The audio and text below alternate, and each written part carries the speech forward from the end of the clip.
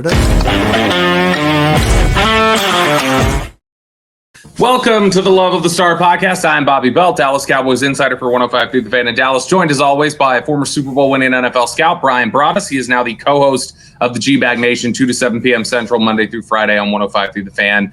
He is also the pre- and post-game co-host on the Dallas Cowboys radio network, where if you were listening to the Dallas Cowboys radio network on Saturday, you would have heard him and his wonderful analysis from a 28-23 loss to the Jacksonville Jaguars. So, I guess I'll just lead off with this, Brian.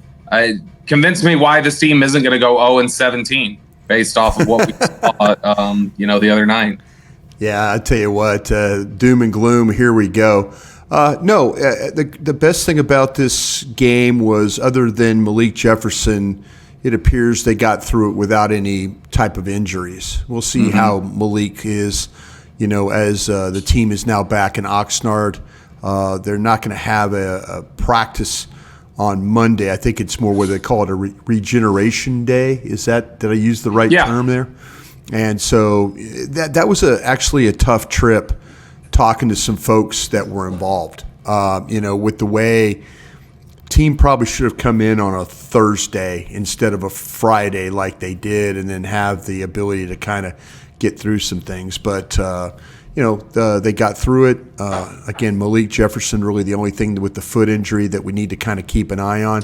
But that overall, some of the things that we talked about that we were looking at, the wide receivers, the linebackers, the offensive line, I think we got some answers on some of those particular players and those positions. So overall, you didn't get the win, but you do get the evaluation, and for the most part, you got your health. Yeah, which of course I'm being sarcastic when I know say, you are. Yeah. No, I know. I'm letting anyone out there know who's going to freak out at me saying that. Wins and losses. You're right. Wins and losses do not matter at all in this stretch. It's about individual evaluations of guys, and this is a process, essentially a 4-step process of trying to figure out, what you have in guys. And this is basically step 3. So when you get to camp, you see certain guys in practice and you may feel a certain way about them or see how they play. And then the second step will be, okay, well, let's put the pads on. Let's see how they look once the pads come on. If the pads come on, it still looks good. You say, okay, let's head into some game action in the preseason, see how these guys look, see if it carries over. And then when you're done with that, it obviously reaches the regular season, and that's kind of step 4 of like, okay, is what we've seen through these, different steps throughout training camp, is what we saw real? And then you'll find out come the regular season. But the step 3 process on Saturday night was important for a few guys. I know we had talked about them, Jalen Brooks, Jalen Tolbert, Deuce Vaughn, just different guys out there to see what would carry over from these practices into the game. Maybe guys who would step up into the games as opposed to the practices. So, Brian, just your big takeaway. What was your biggest positive and negative takeaway coming out of this game? I was really worried about the backup offensive linemen in this particular game, and if you really watch how they were able to perform, it was a struggle initially when it was Jacksonville's 1s against your 2s and 3s, having to deal with that. The offense wasn't as good as it needed to be, but when it turned into 2s versus 2s and 3s versus 3s, I felt like that the Cowboys' offensive line was on a little bit better footing. I thought the drive right before the half was really good to get points, the protection, the ability they got put behind the. They got put behind the 8 ball, we'd say, as on Tolbert's penalty, so they had to fight through that. So it was one of those things that when you watched, like I say, when it was evenly matched, you felt like that you got some really, really good evaluation for the most part there. I know there was a lot of talk about Mozzie Smith and how he played. I thought there was some good stuff from him, especially down on the goal line.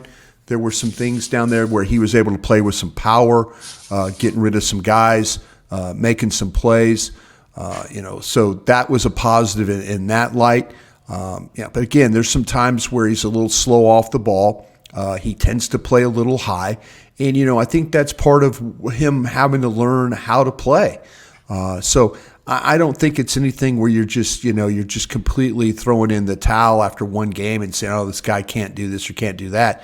There's some things that you saw that were really super positive. You mentioned the wide receivers. I felt like that. I don't know if Brooks suffered a little bit of some inaccuracies with some throws. There were a couple of slants that went his direction. He had the one catch.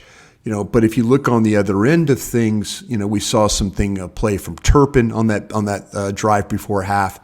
We saw some things with Tolbert that we really, really liked.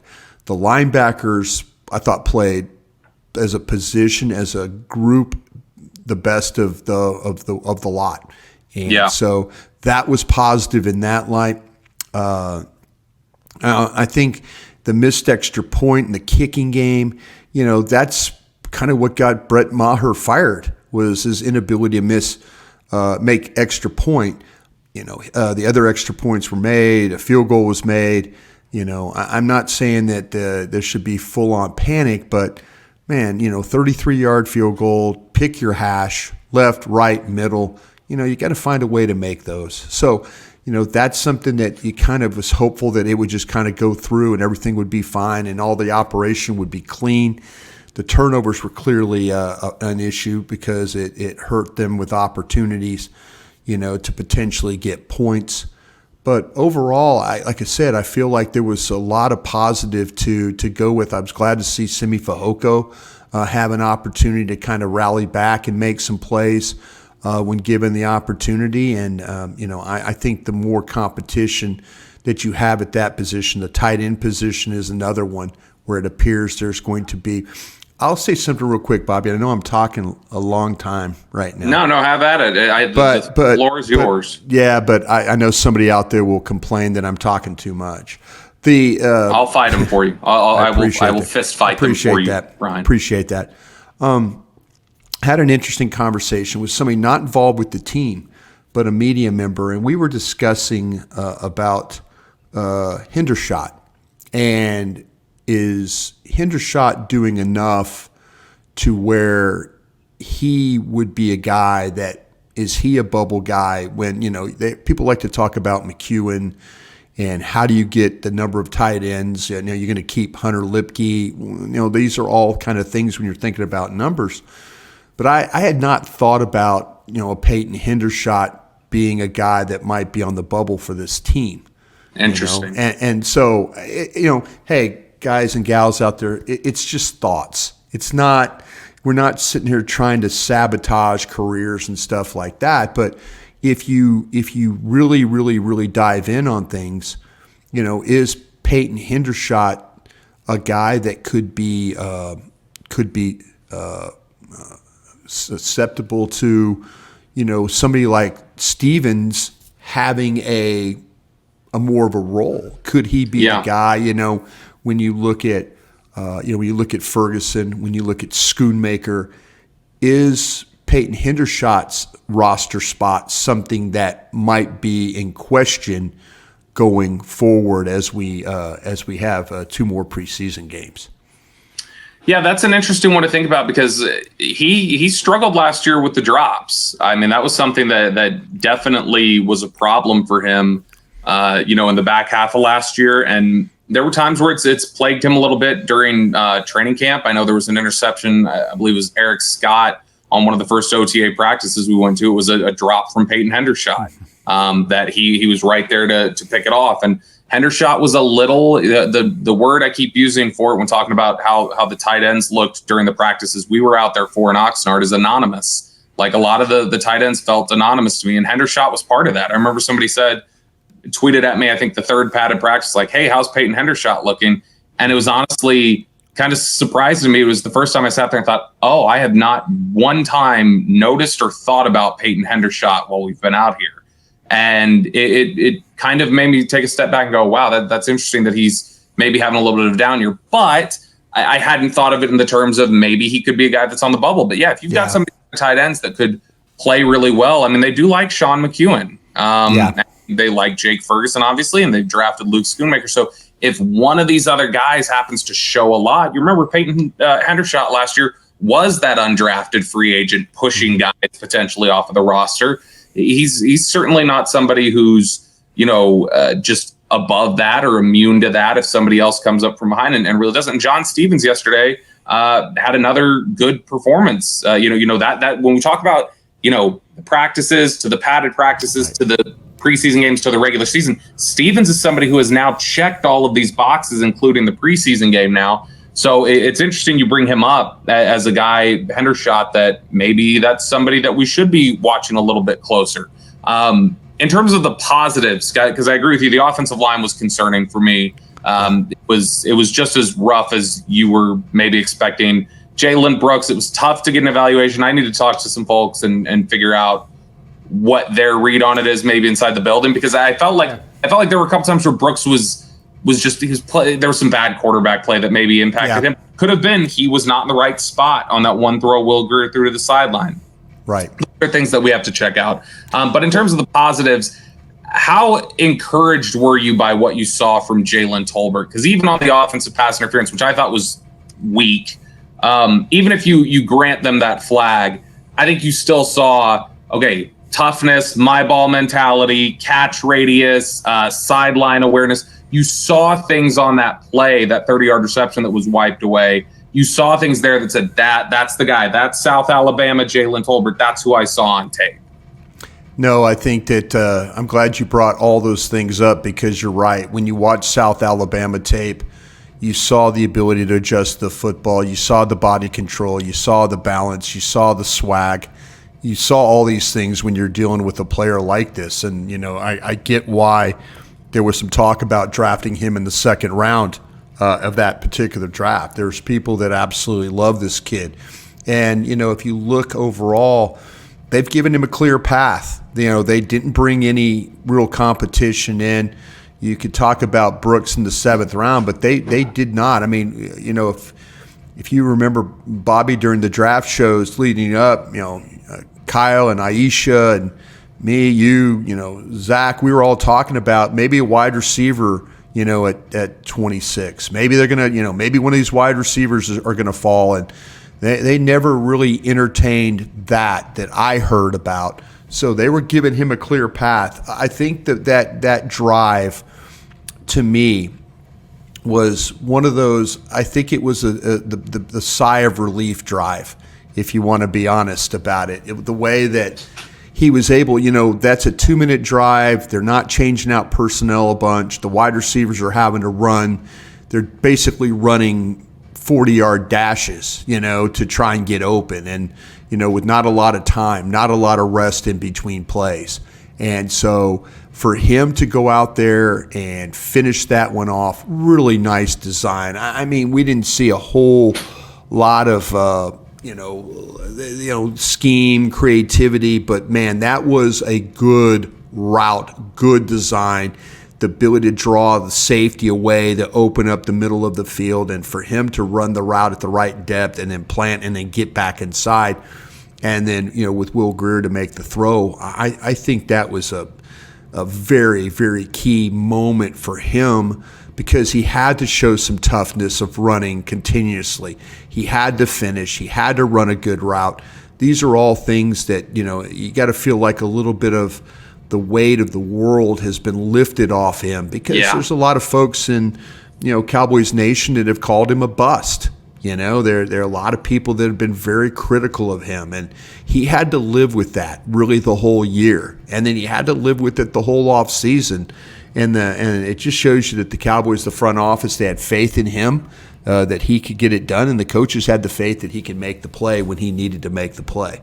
And that part of it, I think that helped him. When you had a chance to visit with him in the post game, the conversation that he had with you and others in the media was, you could tell he was, he was confident that, okay, now I could start playing some football. That's the type of game that I need to bring every single week when I show up. Yeah, it's funny. Patrick Walker, I know who you do Cowboys Break with over at DallasCowboys.com. Patrick had done a profile piece on him recently for DallasCowboys.com, and Jalen Tolbert was very direct and very frank with him and said, out of 10, my confidence level last year was probably a 2. And that, I think you could see it. There were some really, as we've termed him on here before over the summer, there were some middle school football mistakes from him last year, just basic stuff of like just lining up correctly. And so it's something where I think his confidence got so shattered that he started making mistakes that you just don't see. And so the confidence was going to be a big part of the equation for him. And he was even, acknowledged. I believe he told Patrick his confidence today is probably at like a 6 or a 7. So he's not even riding this full wave of confidence. He's still building it back, which obviously takes time. But man, that's something that I think has got to help. Even the flag getting taken away that one pass, I think that's big. The fact that when he catches that touchdown, who was the first person there on the sideline seeing him? It was Dak Prescott, it was Brian Schottenheimer, and them telling him, that's exactly what we need. That's what we need to see from you. So very positive performance from Jalen Tolbert. And hopefully I think we feel like the confidence aspect of it is as big a part for him as the schoolwork or the athleticism or anything else. You're listening to the Love of the Star podcast, the Love the Stars and Odyssey podcast. You can find it on the Odyssey app or wherever you get your podcasts. All right, Brian, some other guys that really stood out. I know just from talking to some people, we all had this sense watching the game, but I know just from talking to some people around the team in the last 24 hours, man, DeMarvion Overshown made a big impression. You mentioned the linebacker specifically. Damone Clark was also, I think, very good. But DeMarvion Overshown, as somebody I talked to had said, when he goes in there on that 3rd and 1 on the first or second drive, and he makes that stop in the hole on Tank Bigsby, as somebody with the team told me, they said, that's not a small guy. He just stood up in the hole. That is a guy whose name is Tank Bigsby. He stands up there. And you know what it reminded me of? I don't want to get too aggressive. Not nearly the stakes are the same or anything else. But, Brian, it did have a little bit of the, the brick wall feel of Ken Norton on 3rd down against Kenneth Davis in Super Bowl 27. He comes in the hole and he just stands him up and pushes him back. And I didn't know if DeMarvion Overshown, for all his athleticism and everything else, I never looked at him as that's power. That's the ability to just, form tackle and stand somebody up. So that was really positive right there. And I know you had mentioned it on Twitter. He's still relatively new at this position, linebacker playing this full time. He was recruited to Texas as a defensive back. The instincts have been really impressive because those are sort of innate, and you don't know necessarily if he's going to have those. And when you see him on the field, there is a clear trust from this coaching staff in him. He's the one doing the pregame hype speech, which is unusual for a rookie, even in a preseason game. But, man, I thought DeMarvion Overshown was fantastic in this game. Yeah, and as you mentioned, all the linebackers I thought played very well in this football game. Their ability to get to the ball, the ability to finish. When you looked at the tackle sheet, they were all there represented. But with Overshown, what I worried about him, Bobby, is he's super aggressive. And I was worried about, okay, are we going to see those outside zones where he's just, when they're going to run the ball and he's going to have to, he's got to fly outside, and can he maintain his balance and then figure out a way not to overrun the play, not to let the ball come back behind him? Because you're right about Tank Bigsby. When you watched him play at Auburn, that was a downhill player. A lot of guys in the SEC had trouble tackling him, short yardage. He was always a falling forward, working forward guy. So, for him to get that opportunity to make a play in the hole like that, I think showed really good awareness. It showed where he needed to fit. Again, the thing you worry about a young player is overrunning a play, being too aggressive. And the way it opened up, he was right where he needed to be and was able to finish. But he was also showed the ability to cover. He showed some sideline to sideline in him. And I think the most important thing is his ability to finish. That's what you need with these linebackers. You got to have guys that, when they get in that position to make a play and to make a big play, they find a way to finish. And he did a really nice job of that right off the jump in this first preseason game. They are so excited about DeMarvion Overshown as a coaching staff, as a scouting staff. And look, I'll be honest. I'm a University of Texas Longhorns fan. Hook 'em. It's our year. I promise. This year, it doesn't matter if Alabama knocks out our starting quarterback, because we got two of them behind Quinn Ewers that are better than anything Alabama can throw out there right now, and Malik Murphy and Arch Manning. We're going to be ready, Brian. But with that said, I think we even talked about this on the draft show at the time. I was not a huge fan of the Overshown pick. I like his work ethic. I like his football character. Those were all big pluses for him. But I felt like there was a little bit of guessing at times. We've mentioned his name already on this podcast. That was Malik Jefferson's entire MO at Texas was guessing. And so I did feel a little bit like, okay, he felt like he had kind of underwhelmed a little during his time at UT. And so, I didn't see anything on tape that really flashed and said, "Oh, this is a stud." Like, that was a guy I would have felt more comfortable taking on day 3. And Mitch LaPointe told us, one of the very higher ups in the Cowboys scouting department, had told us, "Man, that's my favorite pick of the draft, DeMarvion Overshown," and that's a guy who we would have been interested in taking him in the second round. We think so highly of him, and you're starting to see it now, just with the leadership traits, the football IQ. I mean, the fact that it's not normal, like I said, for a rookie to stand up there and give you the pregame speech. It's not normal for the rookie to get the green dot slapped on his helmet in the 4th padded practice or whatever it is. And so just a lot of encouraging aspects there to DeMarvion Overshown and what he's done. The other linebacker we mentioned in there just a little bit, Damone Clark. What did you think overall about his play? And I know you guys actually had a chance on the G-Bag Nation to talk to Clark, out there at training camp, and Eric Chiafalo, one of your co-hosts and the pregame co-host on the Cowboys Radio Network. Yeah, I felt like when you looked at where Clark played and everything else. Yeah, I think the thing with Clark, I really was super happy for him. And I think it was this time last year, we weren't even sure that Damone Clark was going to be playing football. We just didn't. I mean, it was one of those. It's a Britt Brown miracle. Yeah, it really is, to the fact that they found that he had a physical problem. They were able to fix it. The kid showed tremendous toughness to fight back. Britt Brown, one of the best rehab guys in the league. He's a damn good trainer. I mean, his people trust him. He's hard on these guys, but he gets them to perform. And he gets them back, and that's the most thing. And so, to me, you've got to have that kind of understanding as a player. And he's got that toughness. And he was a really good player at LSU for us. Super proud of the way he played at LSU.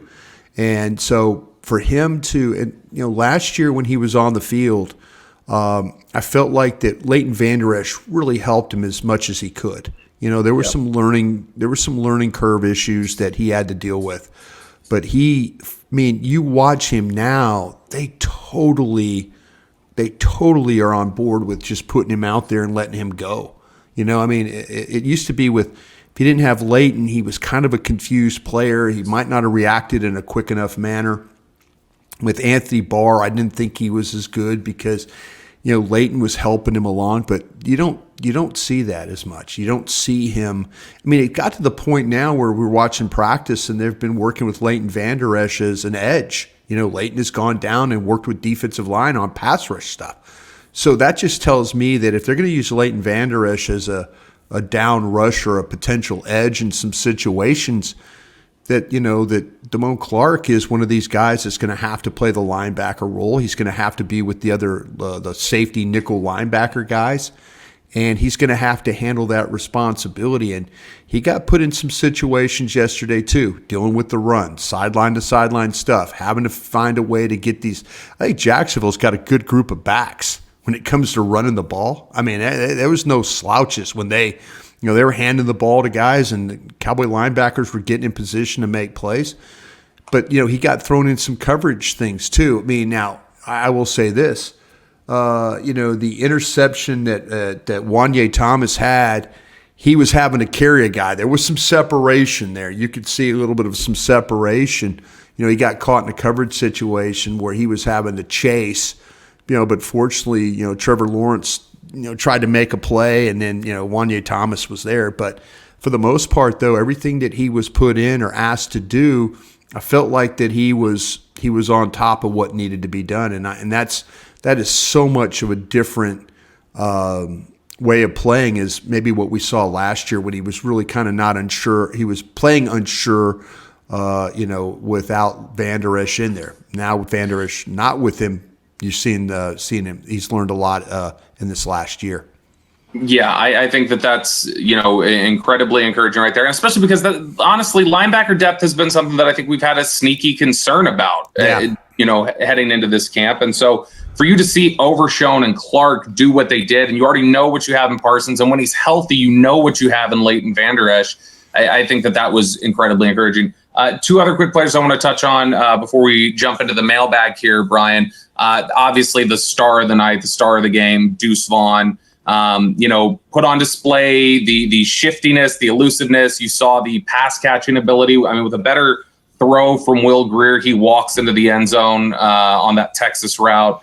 The question has never been the elusiveness or anything like that in terms of that. That's not a thing where you even have to ask, is this going to translate? You know that shiftiness, that elusiveness he puts on tape, that's an NFL trait. Those are absolutely NFL skills that he has. The question obviously is about being 5'5" flat and will his frame hold up? But I mean, all the things that you believe will translate at the next level so far have, and I don't think that's a surprise to anybody, but your overall thoughts on how Deuce Vaughn looked. Well, I'll tell you what, we've seen a lot of games, especially where we live here in Big 12 country, where Deuce Vaughn has been super productive in big games. In Kansas State, and nothing against Kansas State, but, when you watch them play, they've got a good team. They're an 8-9 win team when they play, and, the talent level there is good. It's probably not what Oklahoma or Texas or has, but it's good. It's a talented football team, and their best player is a guy like Deuce Vaughn. And the fact that Deuce Vaughn got selected where he did because he's 5'5". Yep. if you really challenged scouts to evaluate him and say evaluate him, but don't look at his height. Don't look at his height. There's scouts that would have had him a lot higher. That you could watch him on tape. Is he the fastest guy? Can he run away from people? No. But is his initial quickness and burst enough to buy him extra yards? Absolutely. Balance, body control, ability to spin, ability to make guys miss? Absolutely. That's something you saw at Kansas State. And, the thing that's been, you could always watch on Deuce Vaughn's tape was his ability to catch the football. His ability to go up and get it. He did a really nice job, as you mentioned. If Grier had time, a little bit more time, he had to kind of float that ball a little bit because he was feeling a little pressure. But, it was a nice play. It really, really was. It was a great route. His ability to break down the linebacker, get inside, create open space there, separation. Those are the things that Deuce Vaughn does, and they're going to have to try and find ways. Is he going to be a special teams guy? Can he?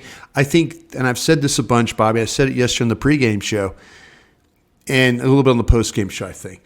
The thing with Deuce Vaughn, whoever the third running back is, that's probably going to have to be your primary special teams player. Because there's things because of his height that limit what he can do on special teams. The punt return opportunity that he had, he just, when I watched him in Oxnard, I don't feel like he was totally comfortable getting under punts. And then he had that one opportunity where the ball bounced, I'm going to say it's like around the 20, maybe around the 20-yard line, 18-yard line, or maybe a little bit more than that. Just can't remember the exact spot, but it's one of those things where if you get over and field it, the ball's right there on the 20, 22-yard line. Instead, It bounces and it ends up, right around the 10.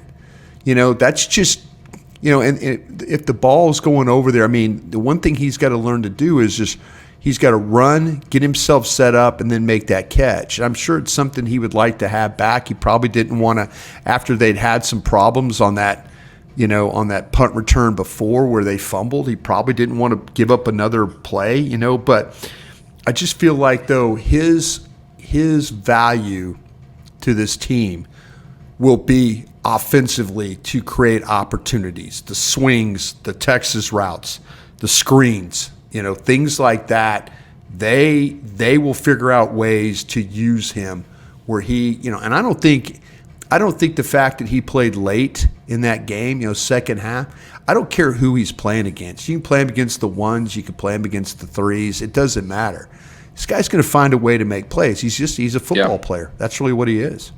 Yeah, and to your point, you mentioned the reason he got picked as late as he did is because he's 5'5". That's exactly why it is. I know I did this on the air. I don't remember if we did this here on Love the Star, but just as a refresher, I reached out to 3 personnel guys across the league outside of Dallas. And I remember I just said, hey, we all feel here in Dallas like this was not a charity selection. This is a legitimate football player. Just curious what your thoughts were. This was one quote I got. Definitely not a charity selection. Change of pace back with vision, athleticism, and a solid pass catching skill set. He went in the right range. Second guy said, had him in the 5th round. He's got incredible COD. That's change of direction. Change of direction, yeah. Quick mental processing, zero fear running inside, incredibly tough, plus pass catcher. Size limits how much you can have him on the field, sometimes a bit too eager to bounce it outside instead of letting things develop in front of him. He'll stick, though. And then the third guy I talked to said he was late day 3 for me. Had some backs I liked more that didn't get drafted. Love the elusiveness, but size and athletic limitations are just too significant for him to contribute in a meaningful way. Not for us, but went around later than I thought he would. So a lot of positivity. Everybody feels like he is a legitimate player. Last guy I want to throw out here before we get into the mailbag, Brian, because I know you had noticed him, mentioned him, and we've taken a fair share of kicking him on this show, and I know I've kicked him elsewhere. But I know you thought that Kelvin Joseph did some decent things in this game. Yeah, I sure did. And I went back and I watched him this morning and just to focus on him. And I felt like there were some things in coverage that he was able to do. And when you ask Kelvin Joseph to stay with somebody. Now, the problem with Kelvin Joseph is, and he, he's going to be a little handsy. He's going to be a little grabby. But the way that he was able to show up in this game, and they've asked him to do some things in coverage on the outside. They've asked him to play a little bit on the inside. I kind of felt like that Kelvin Joseph he wasn't a liability back there. And they've had it was there was some tough sledding for some of those guys. In the second half. I mean, I think that with Eric Scott, playing, he's used to playing off and stuff like that, but there was a lot of space on the outside with those 2s and 3s. There were too many times where it's like I think Mandel was another one that they kind of picked on a little bit with some space stuff, but with Kelvin Joseph, I'm not willing to give up on him, and I know a lot of people are. And I just feel like, though, that if he's one of these guys that could have some success, if he could have a little success, knock a ball down or 2, don't get called for some penalties, just play in position, I feel like he's got that kind of ability. He hasn't played a whole hell of a lot of football, and I get it. There's things in the off-field stuff that, people like, oh, see, I told you, bad guy, this, that, and the other. Yeah. I mean, to be honest, he hasn't played a lot. He hasn't played a lot of football in large part. He hasn't. Due to things he's done. Exactly. No, and I'm not trying to. And trust me, LSU guy, Kentucky, but I kind of feel like, though, when you watch him play, there are things that he does that you're like, okay, that's good coverage right there. Okay, look at him run with the guy. Look at him turn with this guy. Look at the guy try and shake him. Can't shake him.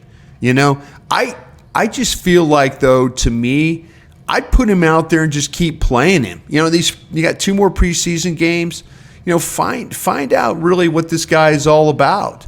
I mean, I felt like yesterday that there were a couple of times when I watched him, and going back and watching this morning, where it's like, okay, that's a good rep. Oh, that's another good rep. Usually you think, oh, well, he's a liability out there because he's going to make a stupid mistake. He's going to get a holding penalty. He's going to run into somebody. He's going to do something that's make a boneheaded play. But I just felt like yesterday was a pretty decent day for him having to play some pass coverage. Yeah, absolutely. And I think that he definitely stepped up. That's what you want to see. And he struggled during training camp. So that's definitely what you want to see there. You are listening to the Love of the Star podcast. The Love of the Star is an Odyssey podcast. You can find it on the Odyssey app or wherever you get your podcasts. All right, Brian, it is now time for our Dean Julia Love of the Star mailbag. Got several questions this week. First one here from, I believe this is a first-time asker, or first time we've gotten to their question at least. Javier Alvarado is wanting to know, he says, I'm surprised Devin Harper is not being talked about enough in terms of making the 53. He seemed to be all over the field when his number was called. Do you think he can make it to the team as the fourth or fifth linebacker? Yeah, I do. And I don't, to me, all those linebackers played well. I mean, and I even know that Jabril Cox. All right, this is just me. Okay, I'm here, there. If I was in personnel for the Cowboys, I think I would try and find a way to, and maybe because he's a little banged up with the foot injury, that maybe that Malik Jefferson is not going to be available for some stuff. I'm all about Jabril Cox getting opportunities now. I'm all for Jabril Cox, sink or swim. Throw him in the deep end. Let him get some of those early reps and see where he's at. Maybe he can't play. Maybe he can play. But all these linebackers, I think, did a pretty nice job. And Harper's just like in the mold of what we've seen with these linebackers yesterday and in what we've seen at practice. They all run real well. They all tackle well. They're in position. He's definitely part of this. Got to stay healthy, but when he's getting opportunities, I feel like he's done a pretty nice job, and it showed up yesterday in that game. Yeah, and I think that Harper is somebody who what you really love about Devin Harper is the athleticism, and that's something that really shows up. This is actually a very athletic group of linebackers with Overshown, Clark, Parsons, obviously Harper. These are guys who, if you can hone their skills, they definitely have a type here in Dallas with their linebackers. They like the freak athlete type of linebackers. Question here from John Lindauer. John Stevens was a wide receiver in college, not a tight end. Could he become the new Noah Brown, a special teamer who can catch the football and block in the run game? Might he make the team as wide receiver 6? We talked about tight end cut downs and how that might be difficult, Brian. Is there a spot for John Stevens if they in their head say, hey, maybe we count him more as a receiver in our group? I kind of feel like, though, that he is one of those guys that, to me, I leave him at the tight end spot. I've got enough going on at wide receiver for 4, 5, and 6 to kind of figure those out. That's why I mentioned the conversation I had with another guy that watches his team about Hendershot. Is Hendershot, and we've heard plenty of the people last year that really loved Hendershot. We've heard front office, coaching staff, everybody has talked very positive. There's people in this organization that probably thought that Hendershot was better than Ferguson, But John Stevens to me is like, I don't think about the Noah Brown thing with him. I think about him, him being as that tight end guy, teach him to block, put some weight on him, if he makes the team, develop some strength with him. Make him a legitimate player that way. But he's done a really nice job. You mentioned it in the opening, Bob. He's practiced well in Oxnard. He took it from the field in Oxnard to the field at AT&T. I leave him at the position at that tight end spot and try and develop him that way. I think he could be even more of a weapon playing that type of a player. Question here from DJ Major. He says, did Awesome Richards' performance surprise you? Seems like he was pretty good. I know there's some split on Richards. There were some people who thought he played really well, others who thought he struggled a great deal. But overall, what was your thoughts on how Richards played? And I know this is your guy. This is one of your pet cats. Yeah, it's one of my pet cats, and I know I gotten some people were, I think John Owning and others were, comment. I initially thought that when the sack that he gave up was him being laid out of his stance. He was fine out of his stance. The hands clearly were laid. I know Duke Mayweather was talking about that. Was that something that you were, that's something he pointed out. I don't think Will Grier did him any favors. They're trying to throw the ball quick to the outside. It was one of the tight ends. It might have been Ferguson. I'm trying to think exactly. I can't remember. It was one of the tight ends. But they're trying to get the ball to the outside. Grier holds the ball, and if he lets it go, it's not going to be a sack. And then everybody's talking about Grier drifting, but it's him holding the ball, and I get that, but. To me, if in fact Richards had set, if he gets his hands on the defender, on the rusher, this is probably a moot point. There's probably not, but he didn't. And I didn't feel like he was in great position when it happened. I felt like initially, wait a minute, he kind of maybe got tired. He took a play off. All of a sudden, it's a young guy struggling a little bit. But yeah, when you watched him play, there were some things he did really well at tackle. The sack was, he gave up a couple of pressures. But when he played guard, felt like that there was, again, when it was 2s versus 2s and 3s versus 3s, it evened out for a lot of these guys. The level of play evened out. And I think he was one of those guys that kind of worked out for. But I think it's unfortunate that the sack, like I say, Grier, they're going to say he drifted. Maybe he needs to get rid of the ball. That's, depending on how you feel. I just know that he needed to be in better position because he gave a path right to the quarterback. And they're saying, well, he could have pushed him by if Grier would have stepped up. Well, Grier's trying to throw the ball quick from the platform he's at, and so he's gotten to move to try and get in it. The receiver breaks late, it's open, and then boom, it's too late. But, if Awesome Richards, who I absolutely love, trust me, I'm cheerleading for the guy.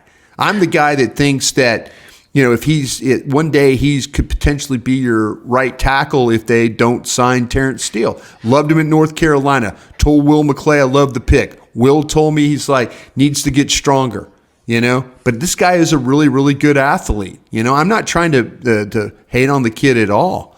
I'm just trying to say initially I thought he was slow out of his stance. That was fine. The hands were bad. And Will Grier didn't do him any favors by not getting rid of the ball when he should have. Next question here from Smicky. He's saying, what players on the bubble didn't show up as much as they needed to? And conversely, I guess we can talk about guys on the bubble that maybe did show up in a better way. I know, like I said, you mentioned earlier, Simi Fehoko. That's a guy who's on the bubble who, honestly, right now is probably on the outside looking in. But I thought that he played well. Malik Davis, I thought Rico Dowdle was better than Malik Davis. Malik Davis had a blitz pickup that he kind of flubbed. Yeah. And then, a couple of we've talked about Turpin, and I think Turpin's on the roster right now, but Turpin fumbling the punt. Anybody that stood out to you as guys that, man, you really needed to see more from them yesterday as they're on the bubble? I think Hunter Lipke is a guy that's clearly on the bubble. And if Hunter Lipke can do more than what he's done, I felt like at OTA's mini camps, they've given him a lot of opportunity to be that guy hey, he got a lot of work. I wonder if he's done enough to be able to, and he got 2 more preseason games, but I wonder if Hunter Lipke goes from being a guy that everybody had on the 53 to, maybe this guy's just really a practice squad guy right now. I kind of felt like that. I felt like yesterday, actually, TJ Bass played a little bit better than you talk about kind of a bubble guy. And I know that they really do like Brock Hoffman. There was some lot. They like him a lot. There were some good things with Brock Hoffman, like I say, 2s versus 2s, 3s versus 3s kind of a thing. Those are kind of the bubble guys right now. I don't know, did Jalen Brooks, and we could, again, maybe another show, maybe another time. I don't know if Jalen Brooks, people are talking about that he got sped up yesterday, that he's been practicing at a level where it's been very comfortable for him to practice, and he gets open and he makes plays and this, that, and the other. And they're saying yesterday in the game he got a little sped up, and it affected the way that he played. We'll see interesting practice this week if, in fact, that, because I don't think it was necessarily a great game for Jalen Brooks, considering that I'm trying to figure out, is he the 5 or the 6, And he might not be either. He might be a guy that's kind of a practice squad player, and that's really what he is. But it'll be an interesting week of practice, and it'll be an interesting game against Seattle. But there's some people that feel like that he got sped up a little bit, and that affected the way he played. Yeah, and I mean, also, like we mentioned earlier, and we'll have to talk to some people, see if we can get a better idea of it. But I know that, he's at a lot of these practices where he's been out here showing up and doing really nice things. It's been with the ones, which is encouraging in terms of going against the defense. But it's also, you've got Dak Prescott that's throwing to you, and Could very well be the case. Yep. You have the benefit of other receivers on the field taking away a lot of attention, and so that's, I'm sure, part of it. But definitely one of the guys to watch really closely there. That does it for us today on the Love of the Star podcast. We will have a game coming up this upcoming weekend against the Seattle Seahawks. Another week of practices out there in Oxnard. Then they will be back in Frisco. Brian and I will be present for as many of those as humanly possible and bring you all the info that we can there. But for Brian Broaddus, I'm Bobby Belt. We will talk to you guys again next time. Hey, thanks for watching. If you enjoyed this video, please don't forget to give it a thumbs up and subscribe to our channel for more content like this. If you want to see more of our videos, be sure to check out our playlist and let us know what you think in the comments below. Also, don't forget to follow us on social media to stay up to date on our latest updates. Links are in the description. Thanks again for watching, and we'll see you in the next video.